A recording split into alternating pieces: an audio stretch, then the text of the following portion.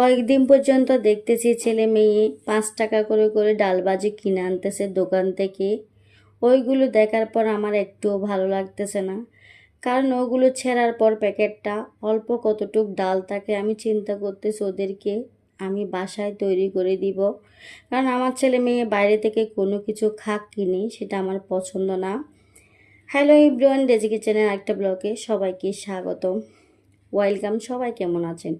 আশা করি সবাই ভালো আছেন, আমি অনেক অনেক ভালো আছি।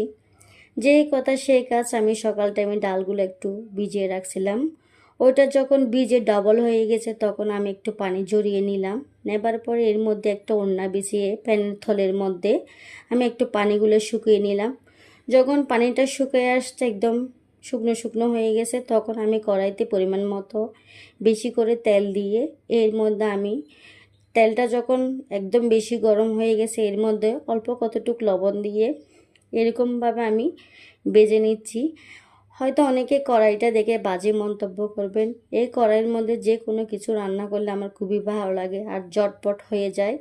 এর মধ্যে আমি চামচ দিয়ে আলতো আলতো নেড়ে নেড়ে এভাবে বেজে নিচ্ছি। এভাবে কিন্তু আপনারা চুলার আঁচটা একটু ছোট করে দিয়ে অনবরত নেড়ে চেড়ে ভেজে নেবেন। এভাবে কিন্তু ডালটা একদম করলে একদম যে দোকানে বিক্রি করে প্যাকেট ডাল ওটার মতো সেম টু সেম হবে। তো এর মধ্যে নিয়ে নেবার পরে আমি অল্প কতটুক ম্যাগি মশলা দিয়ে দিচ্ছি। এর মধ্যে হালকা মরিচের গুঁড়া আর একটুখানি লবণ দিব। এখন সুন্দর করে চামচ দিয়ে ভালো করে ম্যারিনেট করে নিব। অনেকে হাতে মেখে করতে পারেন, যা হোক না কেন একদম মিক্স করে নেব। নেবার পরে এর মধ্যে খাবার পালা আমার মেয়েকে দিয়েছি। খাবার পরেও কি বলে দেখি, আমার মেয়ে তো খেয়ে মহা খুশি, বলতেছে মা খুবই টেস্টি হয়েছে।